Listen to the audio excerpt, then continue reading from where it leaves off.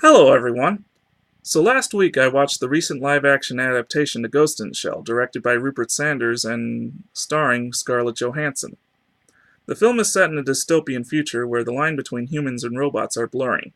Johansson plays the Major, also known as Killian, a survivor of a cyber-terrorist attack that left her body damaged beyond repair, and so is chosen to be this cybernetic super soldier.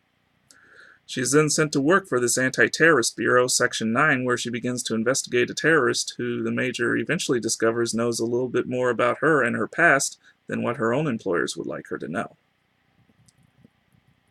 Okay, I have a quick confession before I get too into this review. And I would like to apologize to all otaku watching this, because what I'm about to say will sound nearly similar to sacrilege to a great deal of you. However, I cannot get into this franchise.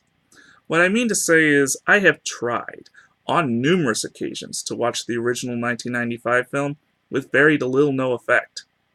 It bores me. It bores me beyond reason. It was just so slow-paced and excruciatingly long its delivery. The same goes for everything else that follows. The sequel films, the TV shows, so forth and so on. I don't hate it, though.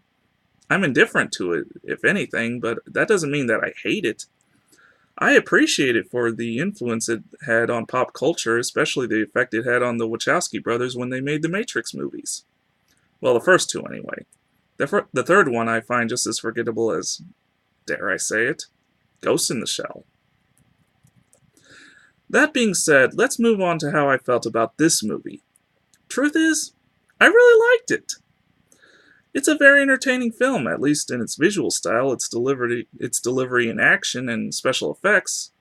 Story-wise, it could use some improvement, but as far as I'm concerned, so could the original. Overall, I find it an enjoyable film, worth checking out, or at the very least, a good way of introducing someone to the franchise. Now, I understand there's a lot of controversy behind this movie, but if this film can do one thing right, is that it can get me to understand where a lot of you were coming from in your enjoyment of the source it's based on. Now, I also want to address the accusation of whitewashing. As far as I'm aware, this is mostly us, as an American audience, who are complaining about this. Seriously, is there anybody in Japan who's complaining that Scarlett Johansson is not Japanese? Alright, as far as whitewashing is concerned, Doctor Strange I'll probably give you. In fact, no, not even that. Why, you may ask? Because as far as Marvel is concerned, I've seen both Kingpin and Nick Fury portrayed by African Americans. Yet I don't hear any cries of blackwashing, or whatever you want to call that. And just so you know, I'm not crying it either. I think Michael Clarke Duncan and Samuel L. Jackson are phenomenal in those roles. The movies may not always be great, but they definitely are. And before you go, Nick Fury is an African American. People, when I stopped reading comic books, he was still Caucasian, and once portrayed by David Hasselhoff. While we're at it, let's also focus on DC as well. I've seen Superman's boss, Perry White, and Batman's ally/eventual enemy, Harvey Dent, portrayed by African Americans.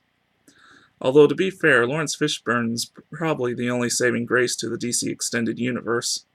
I mean, he was about the only reason I could sit through both Man of Steel and Batman vs. Superman with minimal eye twitches. And Billy D. Williams, the Star Wars King of Cool? It's such a pity we never got to see him as Two-Face.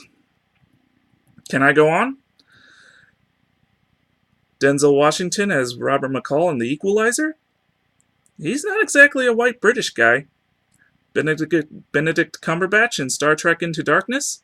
He is exactly a white British guy, but Ricardo Montalban certainly wasn't. Now, let's also focus on what Scarlett Johansson had said. She said, and I quote, "I certainly would never presume to play another race of a person. Diversity is important in Hollywood, and I would never want to feel like I was playing a character that was offensive." Unquote. This quote received criticism when it was revealed in the movie that the Major was originally a Japanese girl. Some responded with accusing Johansson of lying about what she said earlier. However, I must pose this question. Was she really lying when she said that? Or was there a script rewrite to address the prior backlash of Johansson's casting and resulting in this as a poor attempt to make up for it in some way? Honestly, I don't know. I'm just leaving it as something to think about. After all, when enough backlash does occur, Hollywood has developed the ability to listen. Example, remember 2014's Teenage Mutant Ninja Turtles when they addressed the issue of the heroes being aliens, which was handled with a simple script rewrite? I'm just saying, it's a possibility that a simple script rewrite and a slight recasting did not work this time around. I'm Mike, and this has been a Penguins Rock production.